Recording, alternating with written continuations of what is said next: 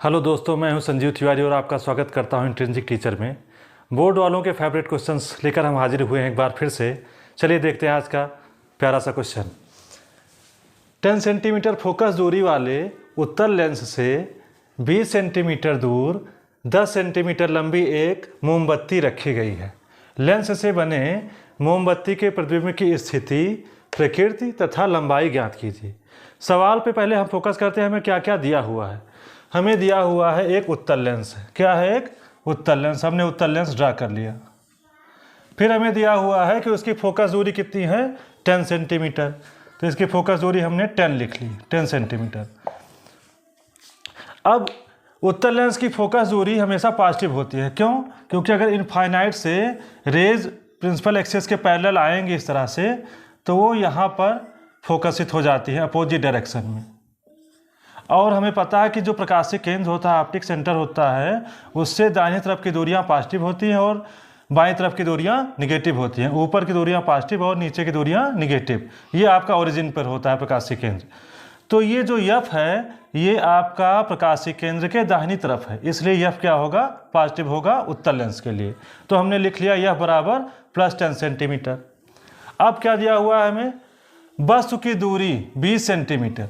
जो यू है, ऑब्जेक्ट की जो दूरी है वो 20 सेंटीमीटर दी है। वस्तु इधर कहीं रखी है। वस्तु कहाँ रखी है? इधर कहीं। मोमबत्ती जो है प्रकाशीय केंद्र से बाईं तरफ रखी गई है, तो ये दूरी क्या होगी, निगेटिव हो जाएगी। तो यू इक्वल टू -20 सेंटीमीटर हो गया। उसके बाद हमें दिया हुआ है कि प्रतिबिंब की स्थिति निकालना है, प्रकृति तथा लंबाई निकालनी है। और एक बात दी है, जो ऑब्जेक्ट है, जो मोमबत्ती है, उसकी लंबाई। तो ऑब्जेक्ट की लंबाई दी है 10 सेंटीमीटर। क्या दिया है? ऑब्जेक्ट की लंबाई 10 सेंटीमीटर। और ऑब्जेक्ट जो होगा आपका, ऑब्जेक्ट जो प्रिंसिपल एक्सिस होगा उससे ऊपर की तरफ रखा गया होगा, और प्रिंसिपल एक्सिस से ऊपर की तरफ जो परपेंडिकुलर डिस्टेंस होती है वो पॉजिटिव मानी जाती है। तो O इक्वल टू +10। अब सबसे पहले हमें प्रतिबिंब की स्थिति निकालनी है। क्या निकालनी है कि हमारा प्रतिबिंब कहाँ पर बनेगा, इधर कहीं बनेगा कि इधर कहीं बनेगा। तो उसके लिए हम फार्मूला लगाएंगे, बहुत ही फेमस फार्मूला है, 1/f equal to 1/b -1/u। यहाँ पर यफ क्या है? यफ है लेंस की फोकस दूरी जो कि +10 दी हुई है। बी क्या है? बी है प्रतिबिंब की स्थिति जो कि हमें निकालना है। यू क्या है? यू है वस्तु की स्थिति जो कि -20 दी है।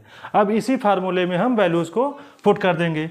ये फार्मूला साइंस को रख कर आया है। इस फार्मूले को जब डिराइव किया गया है तो वहाँ पर इनके साइन रखे गए हैं, इनके निशान रखे गए हैं, प्लस हैं कि माइनस हैं। इसलिए यहाँ पर जो भी इनकी वैल्यूज हम रखेंगे वो इनके निशान के साथ रखेंगे, इनके साइन के साथ रखेंगे। तो 1/+10, एफ की वैल्यू है +10 सेंटीमीटर, इक्वल टू 1/b जो कि हमें फाइंड आउट करना है, -1/u। यू की वैल्यू है -20 सेंटीमीटर। इसको हम सॉल्व करेंगे तो मिल जाएगा हमें 1/10 इक्वल टू 1/b + 1/20।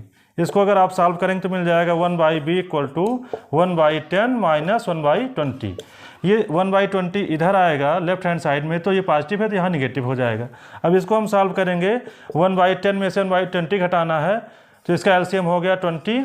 10 से डिवाइड करो 20 को, 10 2 जा 20, 2 1 जा 2, यहाँ 2 आ जाएगा, यहाँ 20 1 जा 20, 1 1 जा 1, तो ये आ गया 1/20।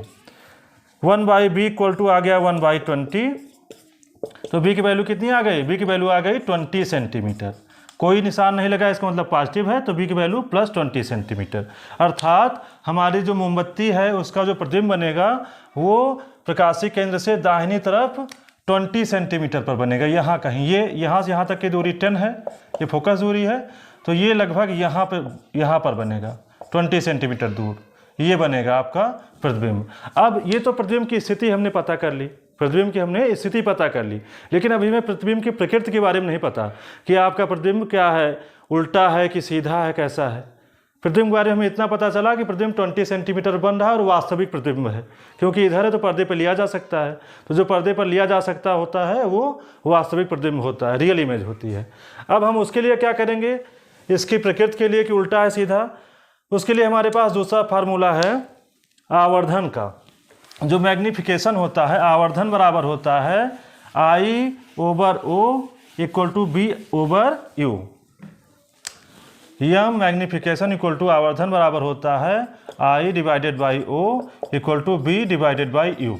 यहाँ पर आई क्या है? आई है इमेज की लंबाई, ओ क्या है? ओ है ऑब्जेक्ट अर्थात वस्तु की लंबाई, बी क्या है? प्रतिबिंब की स्थिति, और यू क्या है? वस्तु की स्थिति। तो यहाँ पे हम लिख सकते हैं आई अपान ओ की वैल्यू कितनी है? ओ की वैल्यू है +10, तो आई अपान +10 इक्वल टू बी की वैल्यू क्या है?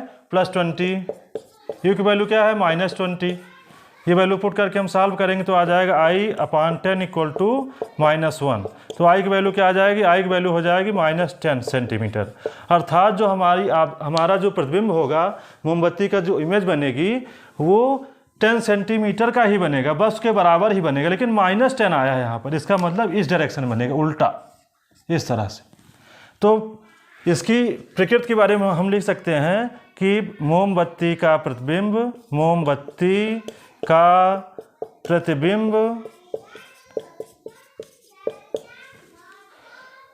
प्रकाशिक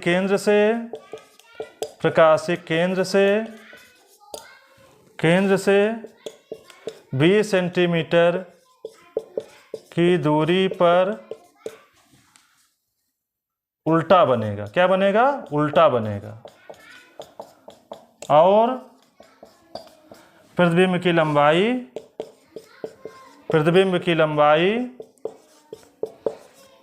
लंबाई कितनी हो जाएगी? 10 सेंटीमीटर होगी, तथा प्रतिबिंब वास्तविक होगा क्योंकि वो पर्दे पर लिया जा सकता है।